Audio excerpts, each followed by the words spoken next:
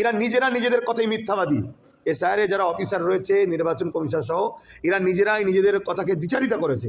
এনারা নিজেরা বলেছিল যে টুকটাক নাম ইদিক উদিক ভুল গেলে ডিস্টার্ব করা হবে না। আজকে সেগুলো কেন মুসলমানদেরকে বাদ দেওয়ার টার্গেট ছিল, তো পরে নেই। মুসলমান বা কারো যদি নাম বাদ যায়, এটা তো নির্বাচন কমিশনারদের দোষ। অ্যাপস যদি নাম ভুল করে, এআই যদি নাম ভুল করে, আমি নাম বলেছি আমার নাম মোহাম্মদ অমুক, সেই জায়গায় যদি নামটার বানান আগে পিছু ভুল হয়, সেটা দোষ কার? সে যারা অফিসার তাদের দোষ তো। তাহলে অফিসারদের জন্য কি বিচার হবে?